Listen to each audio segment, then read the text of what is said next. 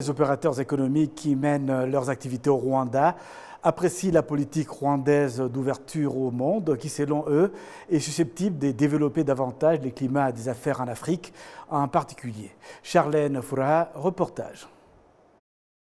Le Rwanda ouvre ses portes en adoptant une politique de visas gratuits aux pays membres de l'Union africaine, du Commonwealth et de la francophonie. Et c'est dans cet esprit d'ouverture que deux jeunes femmes éthiopiennes ont décidé de venir s'installer au Rwanda. Et pour aller plus loin, elles ont même installé leur propre business ici à Kigali. Aujourd'hui, ils vont nous parler de leur expérience et de leur parcours du visa.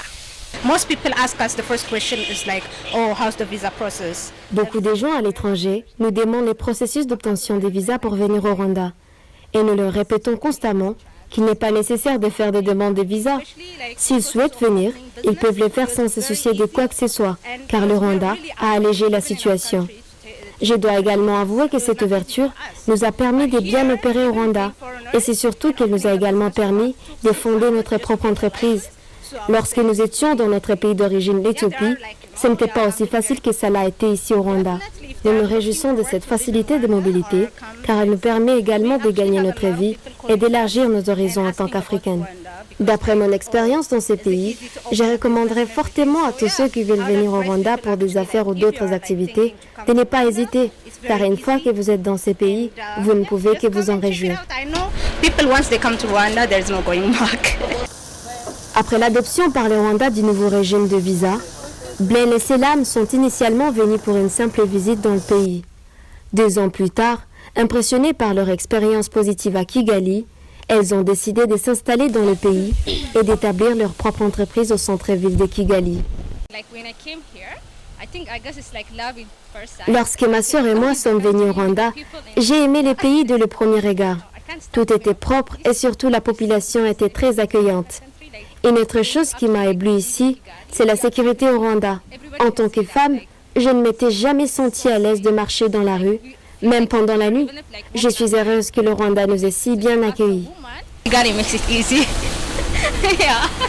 Le directeur de Africa Global Cooperation Program, Siaka Michael, estime que cet engagement du Rwanda favorise l'intégration régionale et entraîne beaucoup d'intérêt pour le pays en particulier.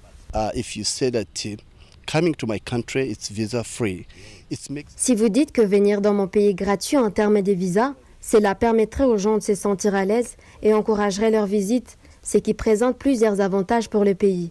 Par exemple, en parlant de Visite Rwanda, grâce à cette facilité de mobilité, cela a contribué de manière significative à l'économie, notamment dans les services proposés aux visiteurs, qu'ils viennent pour investir dans le pays, pour des affaires diplomatiques ou touristiques. De plus, la population rwandaise en bénéficie également, car plus la demande pour les services de ces étrangers est élevée, plus cela crée des emplois pour eux, contribuant ainsi à lutter contre le chômage dans le pays.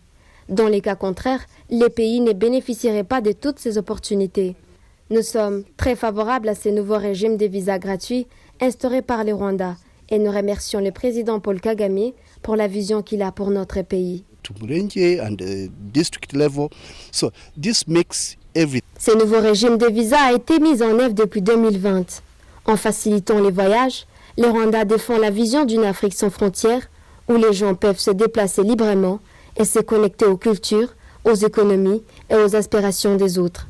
Cette initiative s'inscrit dans le cadre de l'agenda 2063 de l'Union africaine visant à créer une Afrique prospère et unie. Charlène Fouraha pour la télévision rwandaise.